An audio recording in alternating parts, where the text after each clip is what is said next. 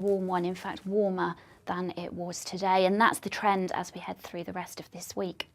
So Wednesday night will be another dry and clear one for the vast majority. Again, a little bit of coastal mist and low clouds developing, but again that should burn away fairly rapidly during the morning on Thursday.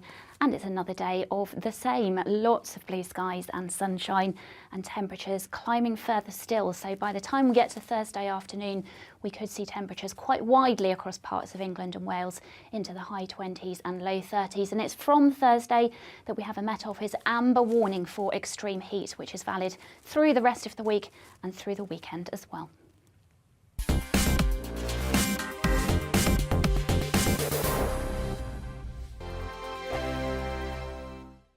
Join my show Farage, 7 p.m. till 8 p.m. Monday through Thursday, and there you will get opinion, analysis, debate, and I'll cover stories that nobody else dares to touch. You've been cancelled. Join the club. Oh my goodness me. And then for the last 15 minutes, talking pints. We're over a drink. We have a civilised conversation with someone. We very often disagree, but we do it in a grown-up way. Come and join me on Farage.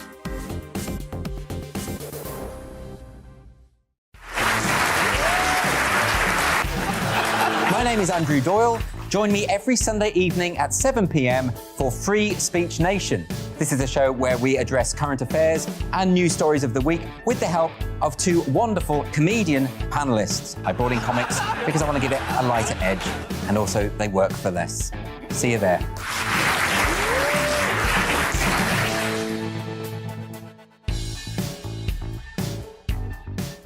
Hi there, it's Stephen and Anne. At breakfast from 6 a.m, you'll always be caught up with everything you need to know, the latest headlines, opinions and debates. We'll bring you the good news and the bad, but most of all, we're here for you. Remember, send in your views and let us know what you would like us to talk about. That's because we're your news channel. And every morning at 6 a.m, it's breakfast on GB News. I'm Dan Wootton. Join me Monday to Thursday from 9 to 11 for the feistiest and most fun news debate on TV, where free speech reigns. I'll bring you a sharp take on the day's biggest stories, bombshell newsmaker interviews, and A-list guests. And I guarantee you, no spin, no bias, no censorship, and no reason to go to bed. That's Dan Wootton Tonight, Monday to Thursdays from 9 on GB News.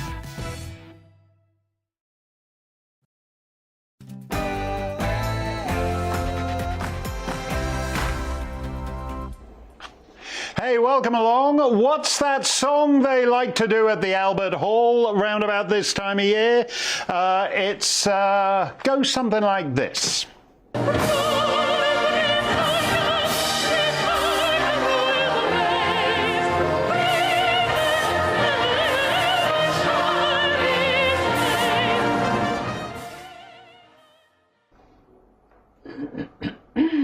Britannia doesn't rule a lot of the waves these days, and even off the beaches of southern England.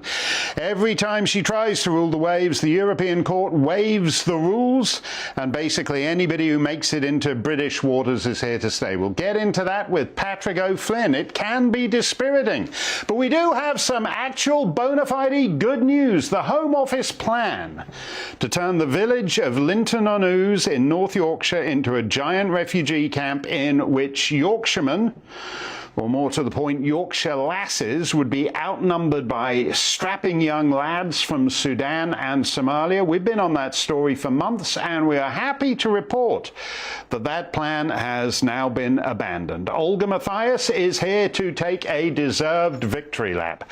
Last month, the NHS became the third collective recipient after the island of Malta and the Royal Ulster Constabulary of the George Cross. I have no idea why they gave the George Cross to the NHS. 9 out of 10 dentists are not accepting any new patients, and there are so few paramedics that policemen are now being dispatched to answer 999 heart attack calls. Tony Hinton is with us on that, and in the Banana Republic of enfeebled strongman Joe Biden, his politicized policemen are now dispatched to raid the home of the opposition leader. Former presidential candidate Michelle Bachmann is going to mull that one for us, plus the most vital part of the show, all the more important when we live in the constant swirl of a blizzard of lies. Your comments and questions, give it your best, be as personally abusive as you wish, I can take it, but do send them along by email, gbviews@gbnews.uk, or you can Twitter me at gbnews. But first, as ever, the latest headlines with Ray Addison.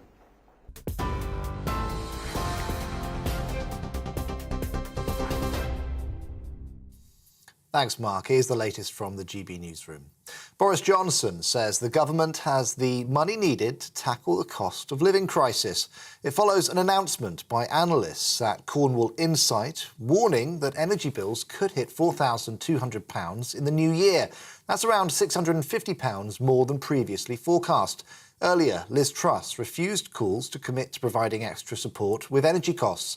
But Boris Johnson says whoever replaces him as Prime Minister will be able to take action when needed.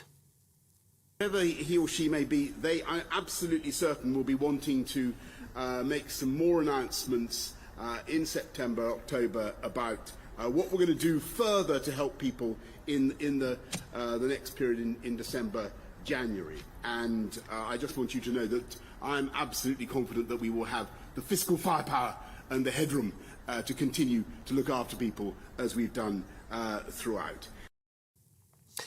Labour's deputy leader, Angela Rayner, is criticising Boris Johnson for not taking further action over the rising cost of living. She says he must introduce new measures now. I think it's disgraceful that Boris Johnson, as the Prime Minister, has said it's not my responsibility anymore. He's the Prime Minister of this country. He wanted that job. He's clung on to it with white knuckles at a time when the British public have said, actually, mate, you've lied to us, you've deceived us, we don't want you anymore. He's carried on, and he said he needed to carry on until September. Well, where are you? How dare you let people down when they need you so much? In other news, more than 115,000 Royal Mail workers are set to strike for 4 days in the coming weeks in a dispute over pay.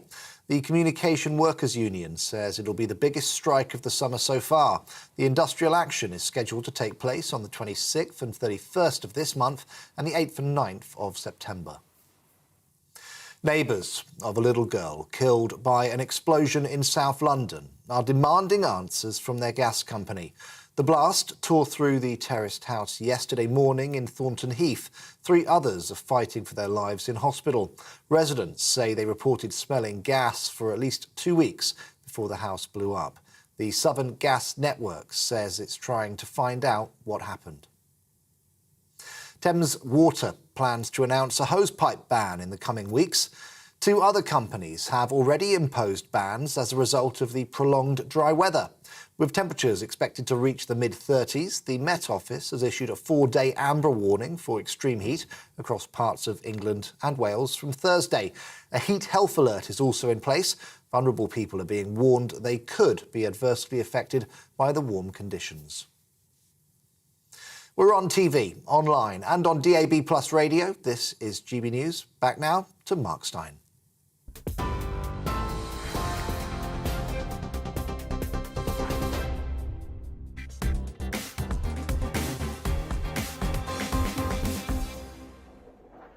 There was a big political conference in America over the weekend, and some English fellow managed to sneak past security. Because be clear about one thing. To save Western civilization, this is the battleground. Because if America falls, we all fall. If America falls, we all fall. That guy is not wrong about that. The post-war Anglo-American transfer of global dominance was the smoothest in history. Washington inherited London's imperial networks, and Britannia's lion cubs adjusted to the idea that it was now more important to get a good hearing in the White House rather than Downing Street. So Canada signed up to NORAD, and Australia and New Zealand joined ANZUS, and the Pentagon opened American bases on Bermuda and Diego Garcia, and for the most part, life went on. It's not going to go that smoothly next time, and next time is already underway. To the French, this has been one unbroken period of Anglo-Saxon dominance since Trafalgar. To the Chinese, who take the long view and play the long game, there is one unbroken period of European dominance, Portuguese, Spanish, Dutch, Anglo-American, that is a half-millennium historical aberration, after which they will resume their rightful place. But the point is, America is falling. The scale of its brokenness. The federal government has to pay back $30 trillion just to get back to having nothing at all in its pocket, which no one in human history has ever done before. The scale of its brokenness and the scale of its military fiascos. The Pentagon accounts for 40% of global military spending and managed to spend 20 years in Afghanistan to lose to goat herds with fertilizer. The scale of its brokenness and the scale of its military fiascos and the scale of its leadership's fecklessness. They've outsourced production of everything from aspirin to laptops to a hostile power that threatens to shoot their senior politicians out of the sky and has enabled Peking to come up with the first ever economically viable form of communism. The scale of its brokenness and the scale of its military fiascos and the scale of its fecklessness and the scale of its nuttiness. All the most destructive wokey woke ideas come from the American Academy. The sheer off-the-charts scale of its madness obscures the fact that in critical respects it's just a supersized version of any rinky-dink third-rate Latin American banana republic. So yesterday, the purported leader of the free world's laughably misnamed U.S. Department of Justice dispatched its FBI to raid the home of the previous president. The armed agents ransacked his office and bust into his safe. That has never happened before in the history of the Republic, but it does happen all the time in sleazy, no-account, one-party states, which America increasingly resembles, albeit with an unlimited budget. Now, you might be, like many Britons and Europeans, entirely antipathetic to Trump, but the criminalization of opposition is not something any society or its allies should accept lightly. We'll get into that a little later with Michelle Bachmann, former presidential candidate and former congresswoman, and she'll have some great insights for us. One thing we have in common with America is that it is now taken as read by those who rule us that advanced Western societies have no right to determine who crosses their borders. We'll look at the big picture on that in a moment with Patrick O'Flynn, but sometimes our abusive governing class gets a little too obvious and suffers a setback. For the last 3 months or so, GBNews has been reporting on a North Yorkshire village dating back to the Doomsday Book, which happened to find itself targeted by the Home Office. Some minion of Priti Patel's came up with a scheme to house over 1,500 so-called asylum seekers at the abandoned RAF base at Linton-on-Ouse and thereby swamp that ancient village and its small population 2-to-1 with young male refugees under 40 and give it a sex imbalance of about 80% male, 20% female. After the public disquiet voiced on this show and elsewhere, the Home Office's decision to open Club 1830, boys only, in Yorkshire has been abandoned. The Home Office sent us a statement, and it says the government is steadfastly committed to tackling illegal migration and stopping dangerous small boat crossings. I'm surprised I was able to read that with a straight face. They then say the government will continue to identify appropriate sites for Greek-style asylum reception centres. I'm not sure what Greek-style means in that context, 2 weeks in Mykonos, but This time it's for half a decade. Anyway, Olga Mathias has been a big part of this fight, and she joins me now. Congratulations, Olga. You and everyone in Linton must be feeling pretty relieved by this. We're delighted, yes. It's been a big effort on behalf of on the part of the whole village. There's been an action group, but we've had researchers, various people in the village helping along. We've had the MP, we've had the council. It hasn't been a lonely battle, but it's been a tough one.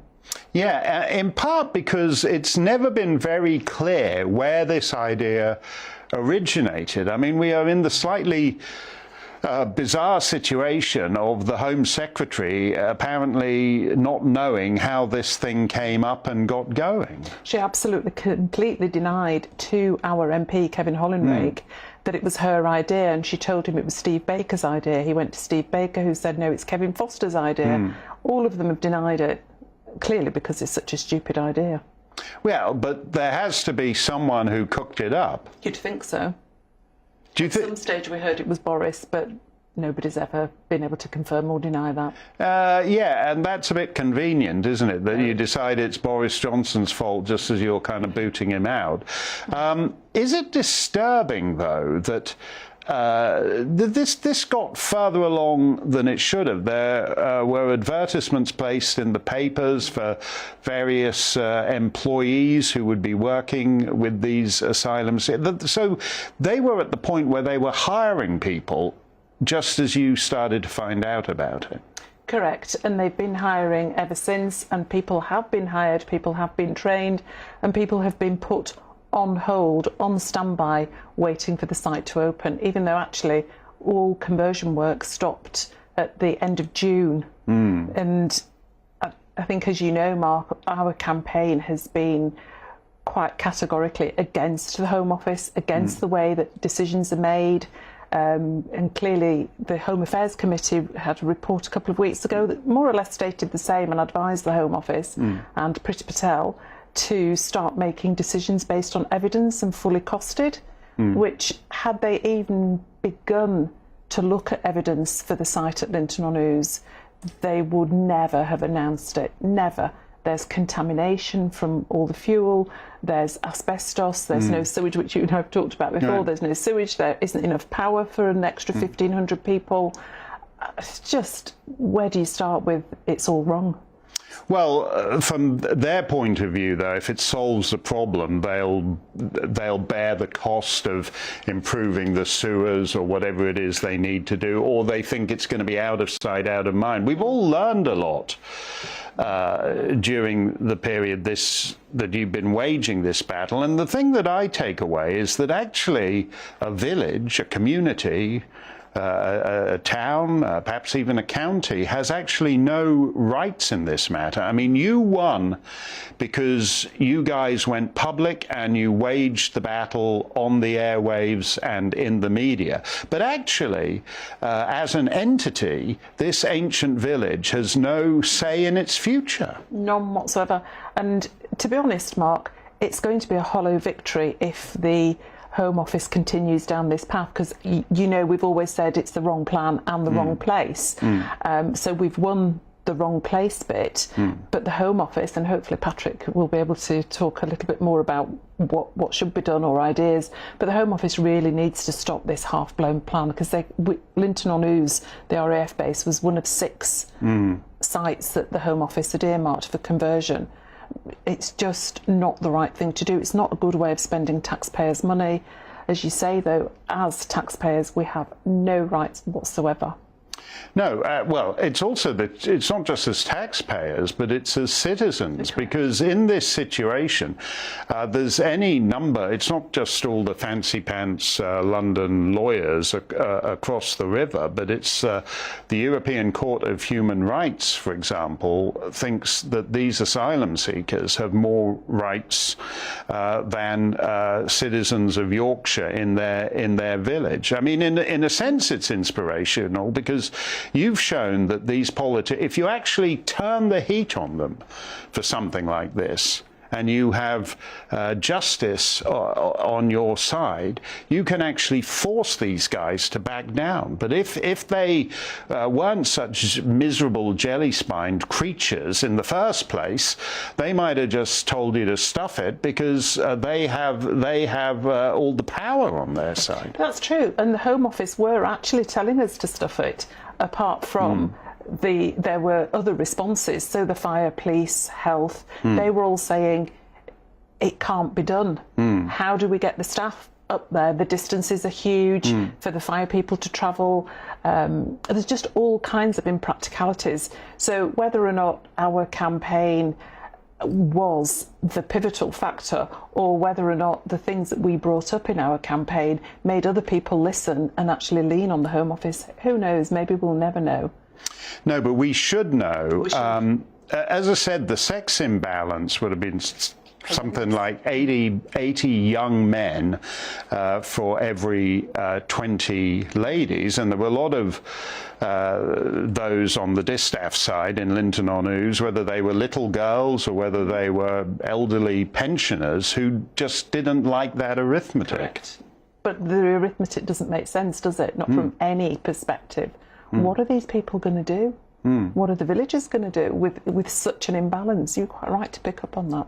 Well, the police, I think, they tried to reassure you by saying they'd send a car through the village once every fortnight or whatever it was, and this was somehow meant to reassure you. To be fair to the police, there were 2 policemen on duty all the time from 7 a.m. until midnight, all day, every day.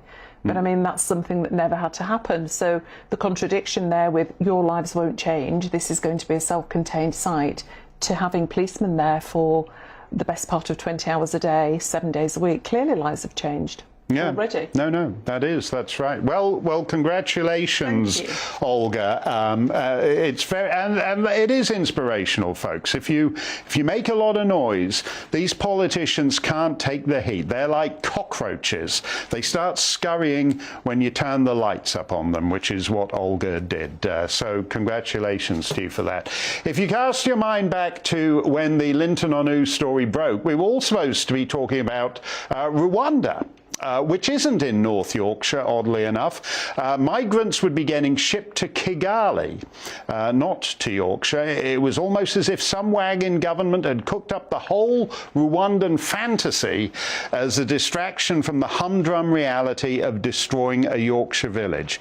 Yet all the government had to do was put enough fellows on a flight to Kigali for it to have a deterrent effect. You don't need to deport everyone, just enough people to signal that it's a lousy deal to pay a human trafficker a 5-figure sum to wind up living in Central Africa. But the government couldn't do that, and Boris Johnson's impotence in the matter is so widely known that it has in fact incentivized the channel traffic. Since the Rwandan plan was announced in April, over 13,000, quote, asylum seekers have come ashore on the south coast, and in recent weeks they've been setting new daily records, up to 700 in one 24-hour period. Patrick O'Flynn is a former Euro MP, and he's followed this issue closely. We have one small victory in Linton-on-Ouse, but the situation on the south coast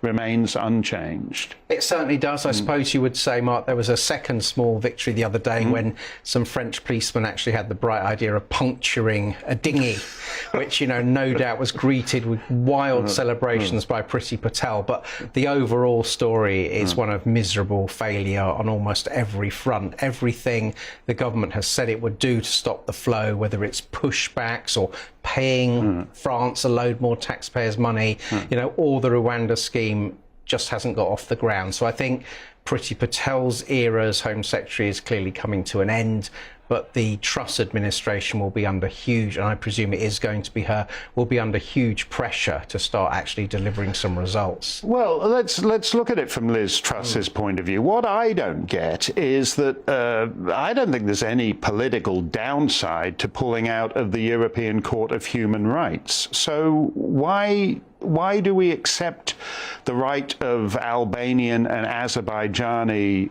jurists, genius jurists, though, because we all respect the Albanian justice system and the Azerbaijani justice system.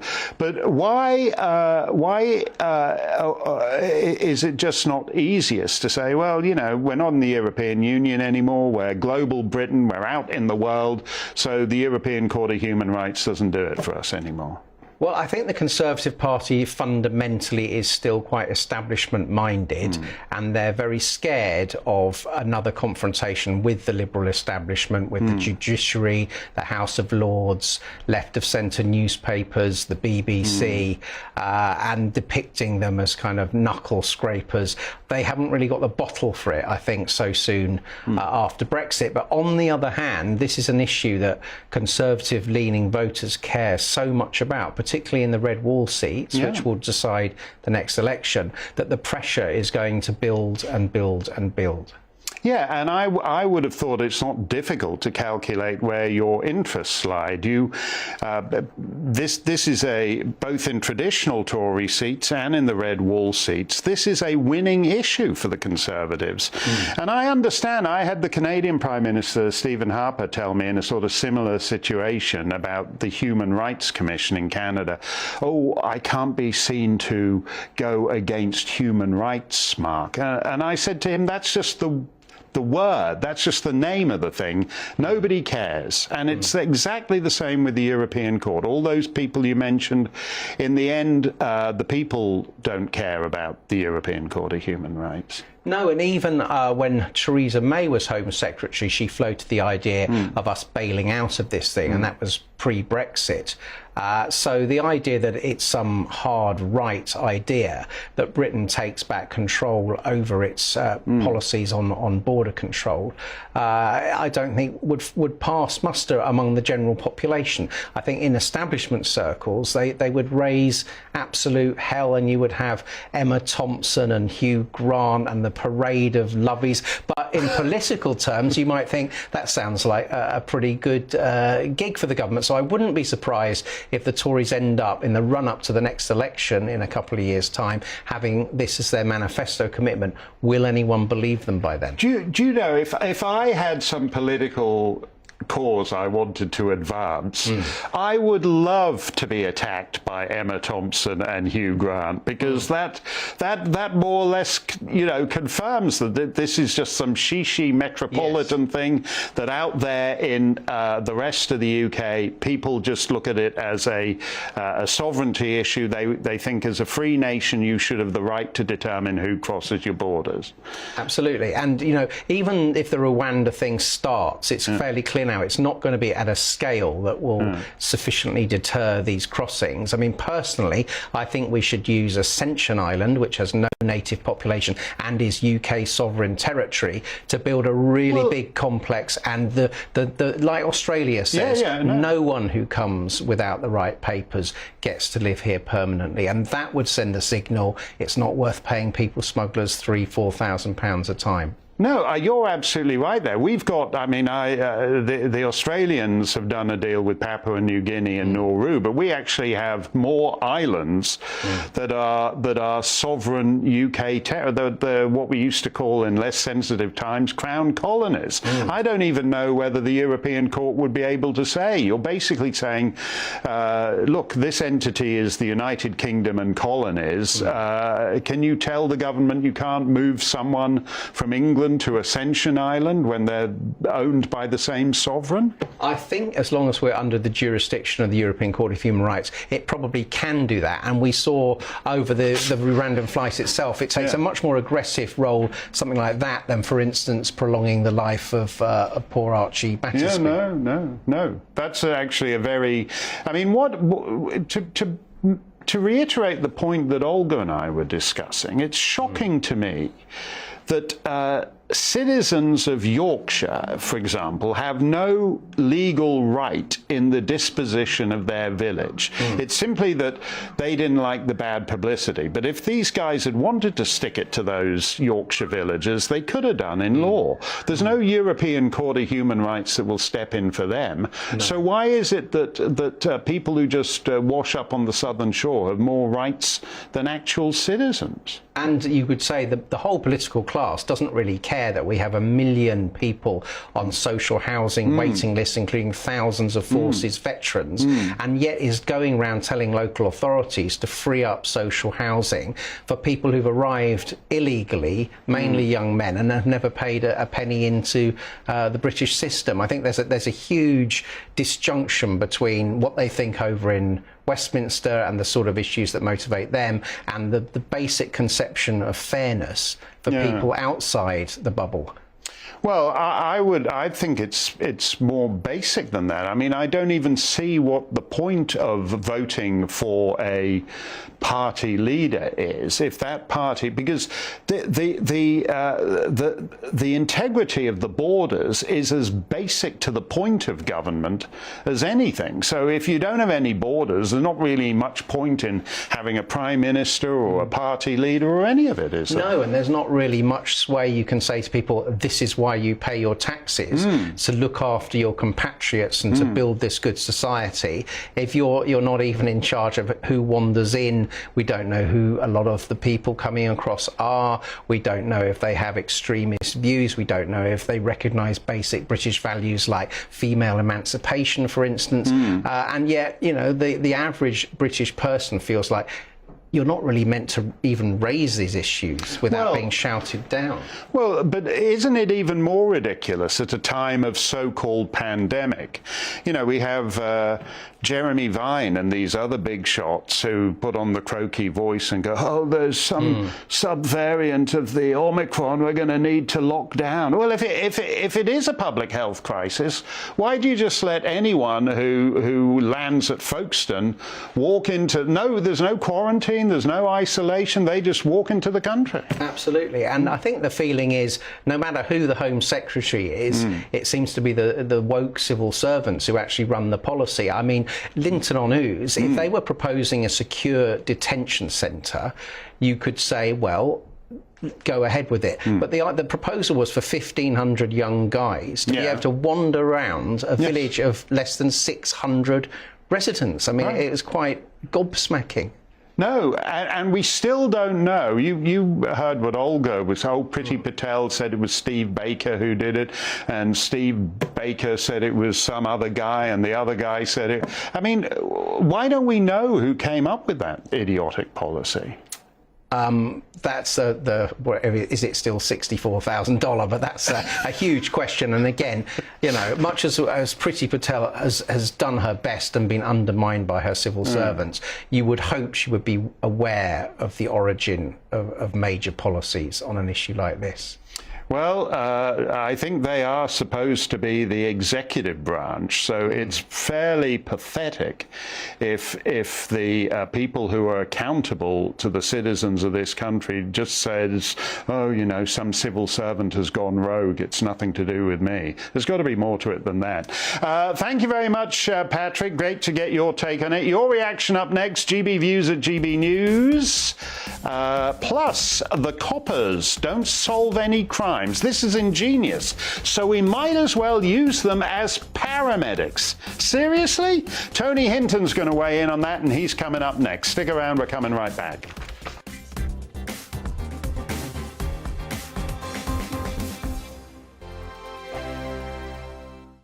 Join my show Farage, 7 p.m. till 8 p.m. Monday through Thursday. And there you will get opinion, analysis, debate, and I'll cover stories that nobody else dares to touch. You've been cancelled. Join the club. Oh, my goodness me. And then for the last 15 minutes, talking pints. We're over a drink. We have a civilised conversation with someone. We very often disagree, but we do it in a grown-up way. Come and join me on Farage.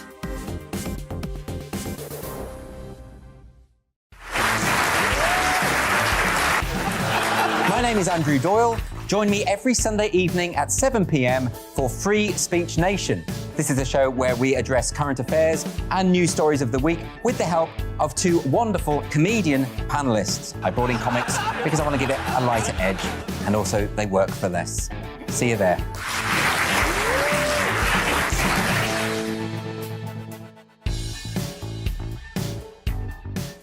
Hi there, it's Stephen and Anne. At breakfast from 6 a.m, you'll always be caught up with everything you need to know, the latest headlines, opinions and debates. We'll bring you the good news and the bad, but most of all, we're here for you. Remember, send in your views and let us know what you would like us to talk about. That's because we're your news channel. And every morning at 6 a.m, it's breakfast on GB News. I'm Dan Wootton. Join me Monday to Thursday from 9 to 11 for the feistiest and most fun news debate on TV, where free speech reigns. I'll bring you a sharp take on the day's biggest stories, bombshell newsmaker interviews, and A-list guests. And I guarantee you, no spin, no bias, no censorship, and no reason to go to bed. That's Dan Wootton Tonight, Monday to Thursdays from 9 on GB News.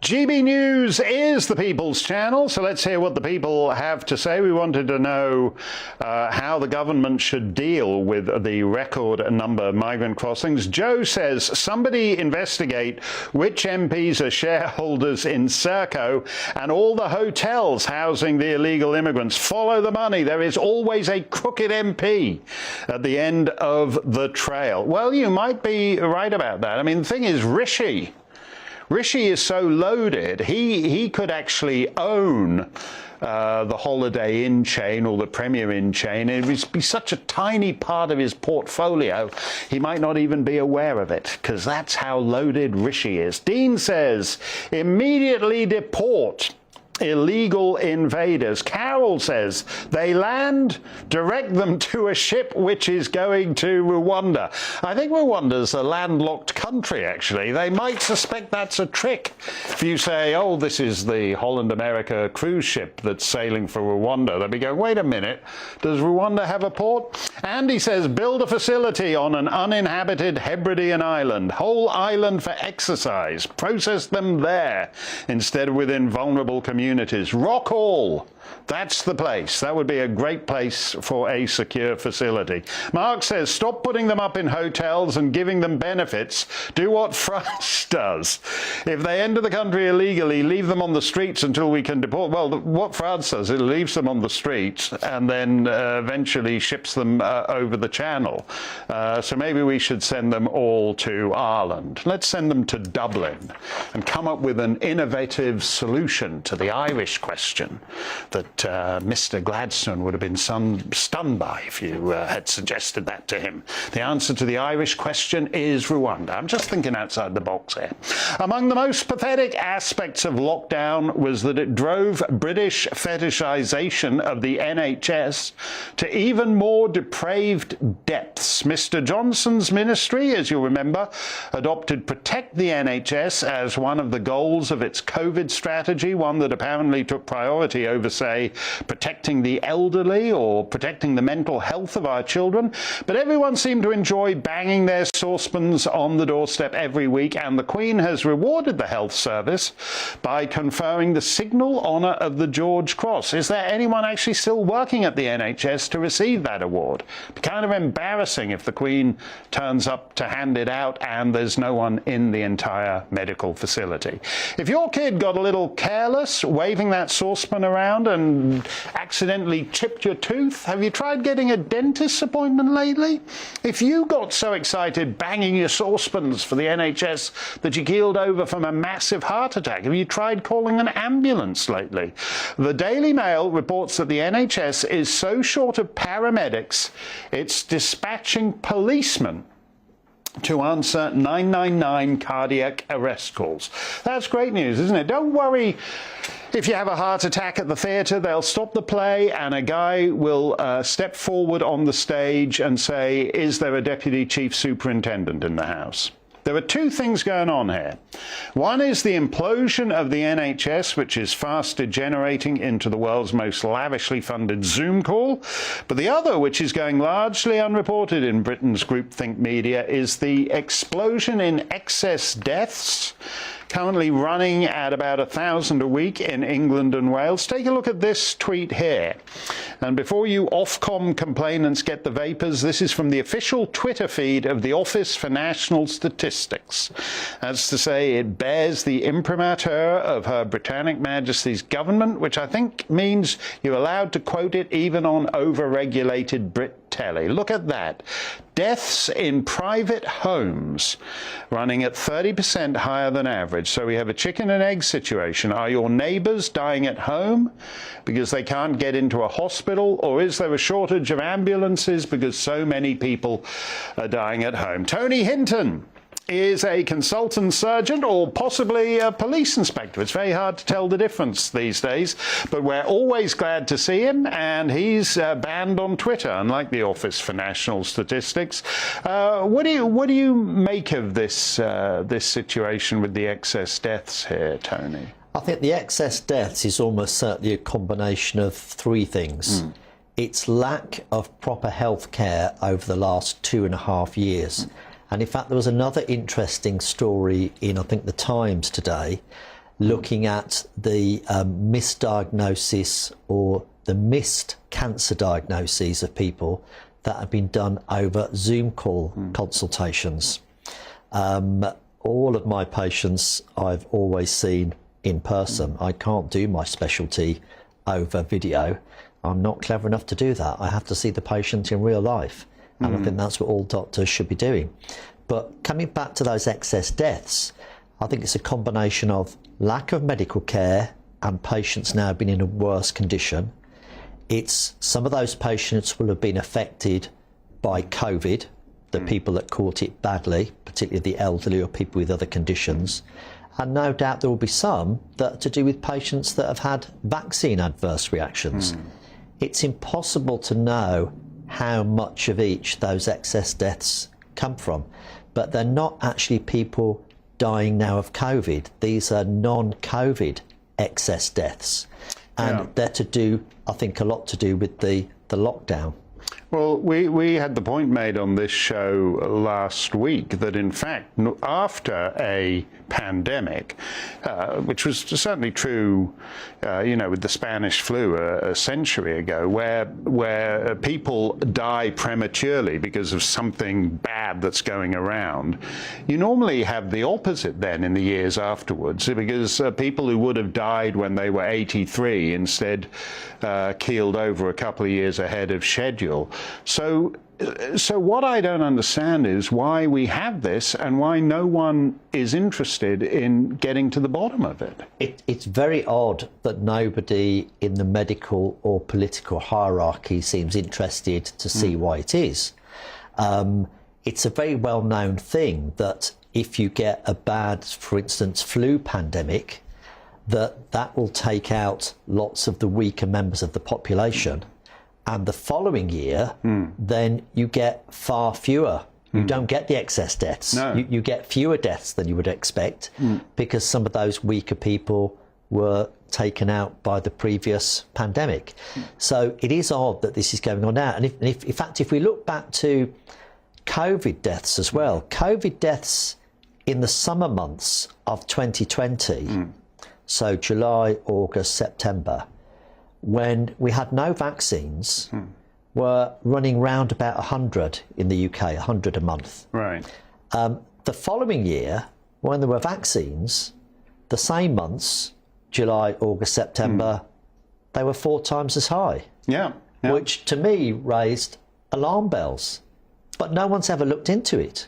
There's a lot of heads being buried in sand. Well, again, there's a propaganda element to this. If you say anything, as you just did, which casts doubt on the 95% efficacy of these vaccines, you get, investigated by these guys at Ofcom and whatever. But and some of these things are the same throughout the developed world. Australia has excess deaths, Europe has excess deaths.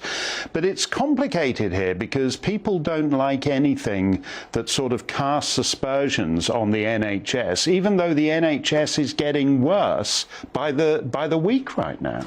I think the big problems at the moment, there are two big problems.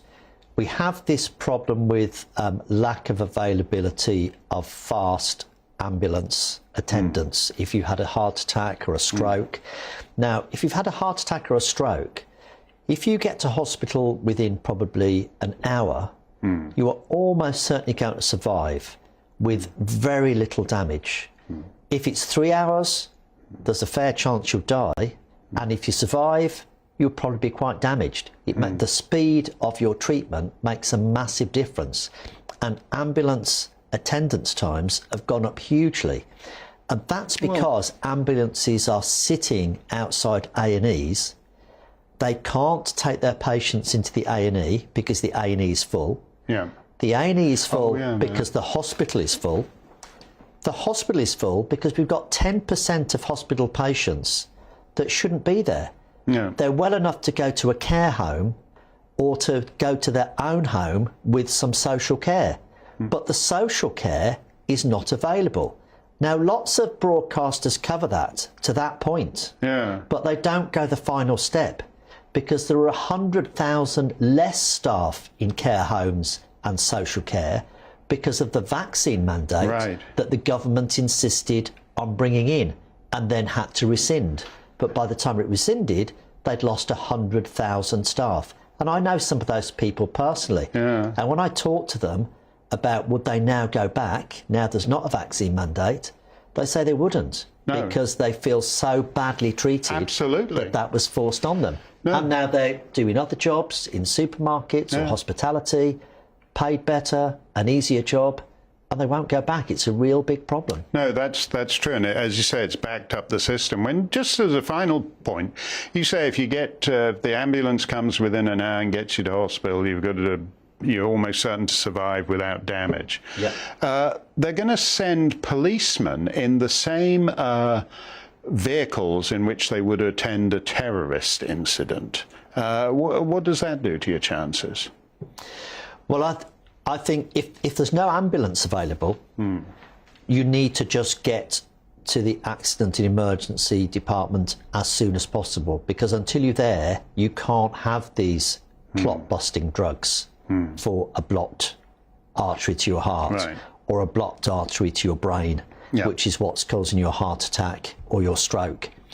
So I would say to people, if they can get to hospital with some transport, with someone taking them, rather than waiting an hour for an ambulance, if they can get to the hospital in 15 minutes, they're better to make their own way to the hospital.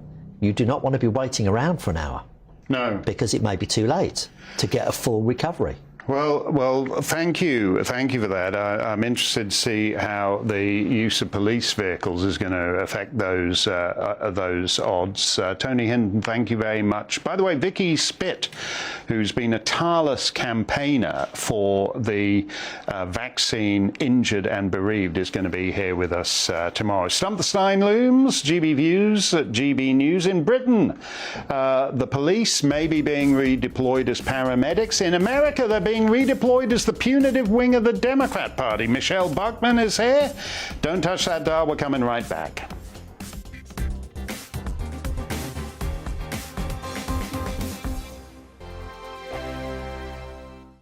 Join my show Farage, 7 p.m. till 8 p.m. Monday through Thursday. And there you will get opinion, analysis, debate, and I'll cover stories that nobody else dares to touch. You've been cancelled. Join the club. Oh, my goodness me. And then for the last 15 minutes, talking pints. We're over a drink. We have a civilised conversation with someone. We very often disagree, but we do it in a grown-up way. Come and join me on Farage.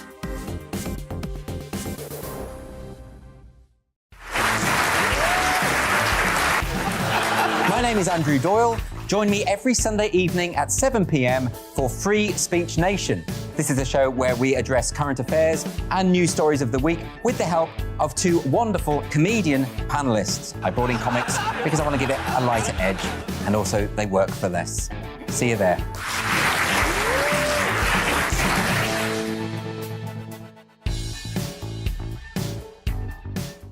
Hi there, it's Stephen and Anne.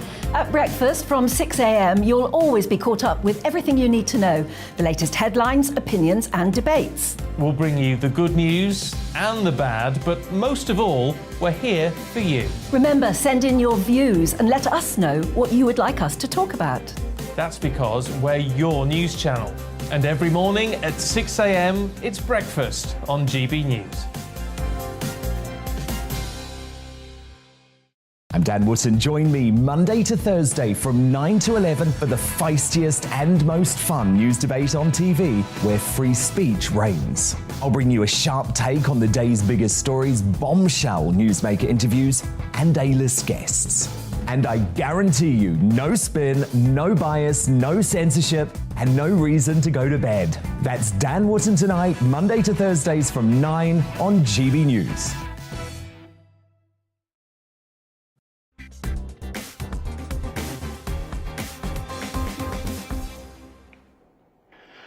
As I mentioned at the top of the show, yesterday the shock troops of the Biden administration staged an armed raid on the home of his predecessor and likely opponent in the next presidential election. That's never happened in the United States in its entire history, and it's not the sort of thing that's meant to happen in free societies. Imagine Boris Johnson sending the Sweeney to raid Sir Keir Starmer. Now, a lot of Britons and Europeans dislike Trump, so maybe you're one of them and you're saying, oh, well, he's not a normal politician. Let's face it, he was asking for this, and so no general conclusions can be drawn. Don't delude yourself. The former president is merely the most prominent example of America's dirty, stinking, rotten, corrupt FBI putting its filthy thumbs on the Democratic scale. You won't have heard of this guy, for example. His name is Ryan Kelly, and he was leading in the polls to be governor of Michigan. And then the FBI decided to raid his home. This was like a warm-up act for raiding Trump's home.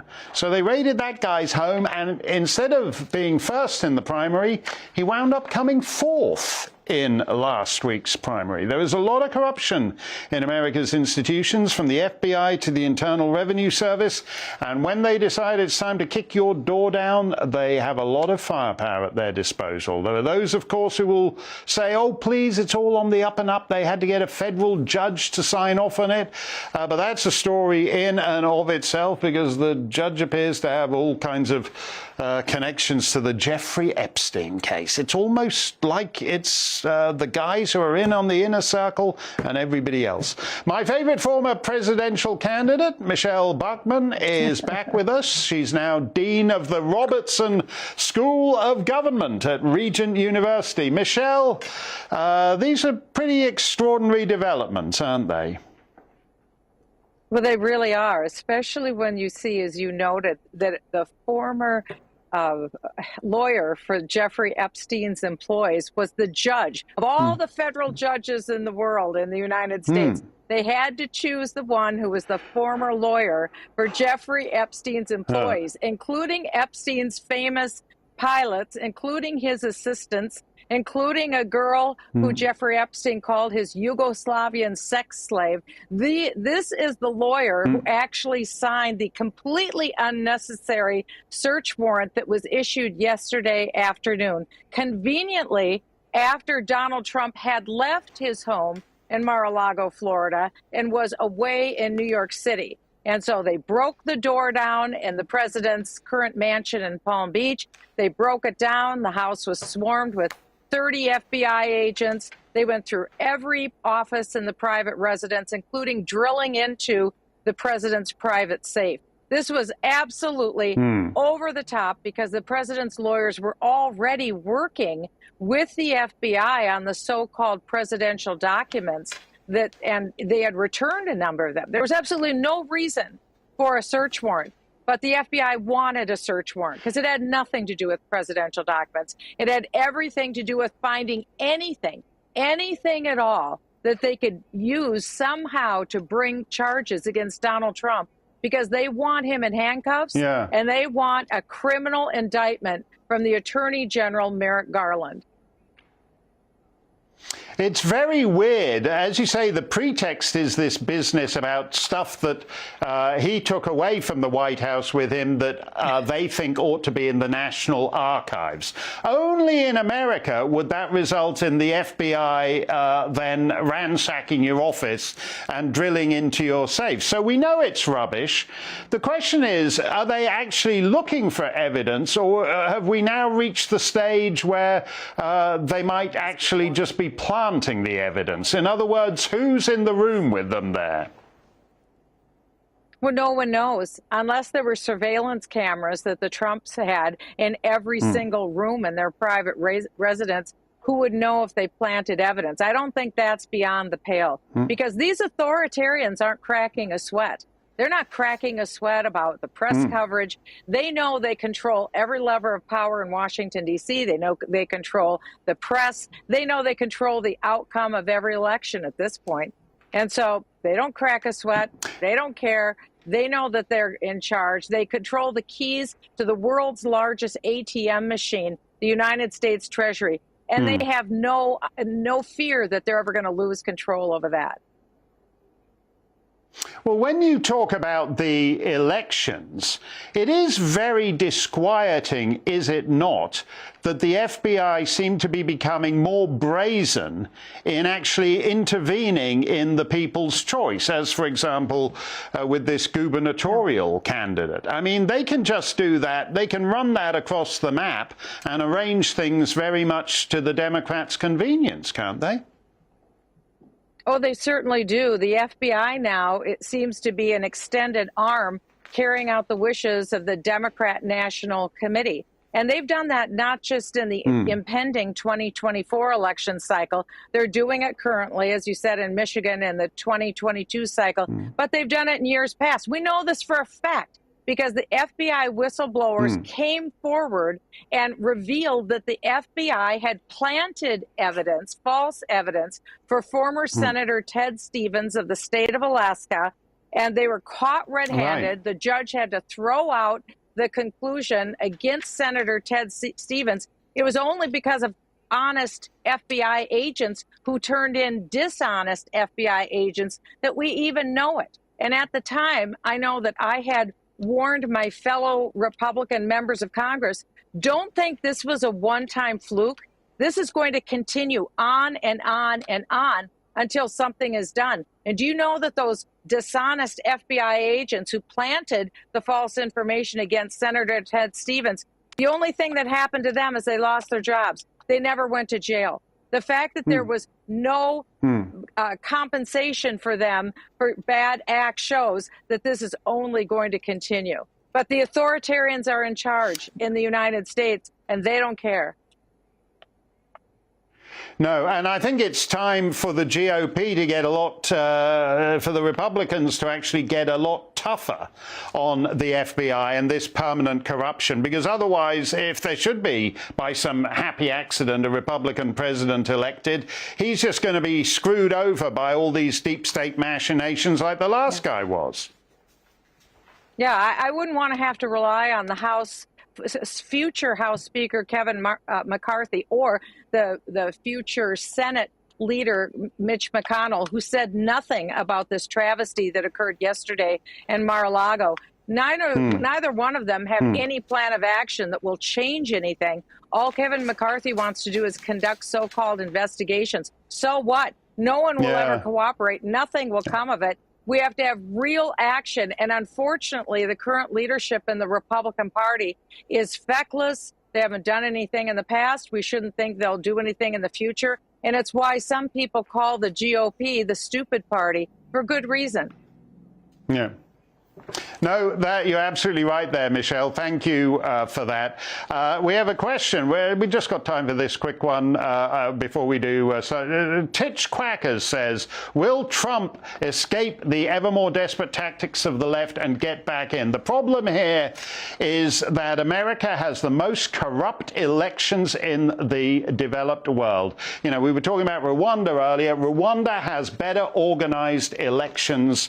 I apologize to the Rwandan people actually for comparing their electoral system to the US one. That's going to do it to us. Dan Wootton's here to titillate your Tuesday. What you got, Dan? Good evening, Mark. Well, we are continuing looking into the Trump story. Of course, fascinating interview there with Michelle. But we've got Jason Miller up, actually, now the chief executive of Getty, obviously formerly an advisor to Trump, a close ally who's currently in London. So he'll talk about that. Plus, Caitlyn Jenner on the increasing threat to women's sport. That is just incredible, actually. People aren't even making an effort now. I could wander into a ladies' changing room and take all my kit off, and what are they going to do about it? Because I'm identifying as a woman for the purposes of that shower. Great stuff, Dan. All coming up after the weather. Caitlyn Jenner and a lot more. Stay safe, stay free. Hello. Dry, hot and sunny is the story right the way through the rest of this week for the vast majority of us. There is a slight exception. That's the far north of Scotland, where there will be some thicker cloud thanks to this weather front. But look at this huge area of high pressure covering just about all of the UK and in fact much of Europe as well, keeping things very quiet and settled and allowing those temperatures to build day on day. So let's take a closer look overnight tonight. There's that weather front I mentioned, just bringing some thicker cloud at times to parts of the far north and northwest of Scotland. Just about thick enough for some light and patchy rain or drizzle. Otherwise, it's clear skies all the way and temperatures starting to climb a little bit by night as well as by day. So a little bit more uncomfortable for sleeping, I think, as we progress through the rest of this week. So we start Wednesday on a bright note, lots of sunshine, blue skies for just about all of us. Any early morning coastal mist should burn away fairly rapidly. Still, this front just bringing some thicker cloud and again some outbreaks of light rain to the far north and northwest of Scotland. Otherwise, no rain in the forecast until at least Sunday for the majority of us. Temperature-wise on Wednesday, it's another very warm one, in fact warmer than it was today, and that's the trend as we head through the rest of this week. So Wednesday night will be another dry and clear one for the vast majority. Again, a little bit of coastal mist and low clouds developing, but again, that should burn away fairly rapidly during the morning on Thursday. And it's another day of the same. Lots of blue skies and sunshine and temperatures climbing further still. So by the time we get to Thursday afternoon, we could see temperatures quite widely across parts of England and Wales into the high 20s and low 30s. And it's from Thursday that we have a Met Office amber warning for extreme heat, which is valid through the rest of the week and through the weekend as well.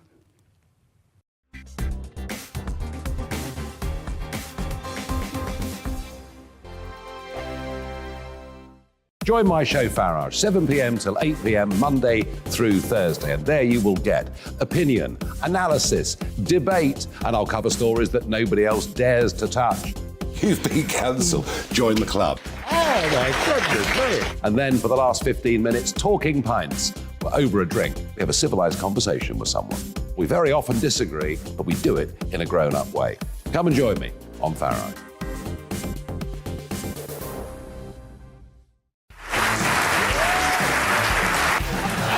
My name is Andrew Doyle. Join me every Sunday evening at 7 p.m. for Free Speech Nation. This is a show where